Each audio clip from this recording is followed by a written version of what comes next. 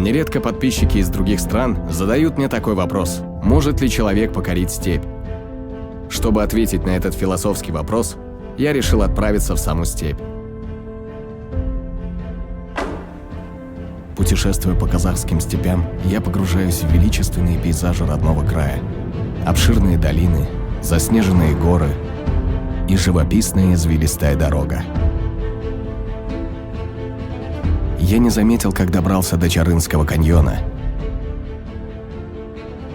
Каждый раз, когда я приезжаю сюда, меня поражает его великолепие. Прогуливаясь по каньону, словно переносишься в прошлое на миллионы лет. Удивительно, как природа смогла создать такое чудо.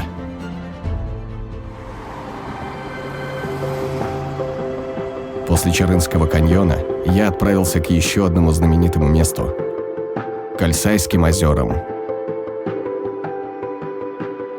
По пути я прошел мимо нескольких юрт. Меня радушно встретили их хозяева, и я решил остаться на ночлег.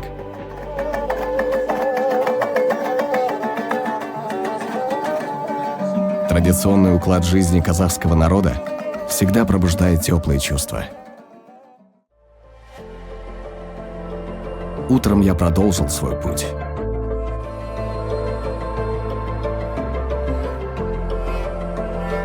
Дорога к Кольсайским озерам пролегла через бескрайние степи, где скакали стада лошадей, создавая поистине величественную картину.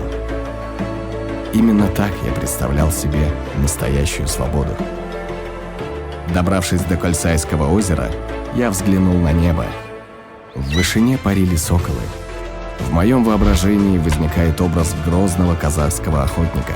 Державшие в руках могучих соколов, вскакивали на лошадей и мчались по горным лесам и степям. Я протянул руку, и сокол плавно опустился на мое плечо. В тот момент я ощутил себя настоящим охотником. На этом мое путешествие заканчивается. Мне удалось найти ответы на вопросы. Укрощение лошадей и соколов не сводится к подчинению. Человечество должно оставаться благодарным, чтобы жить в гармонии с природой и животными.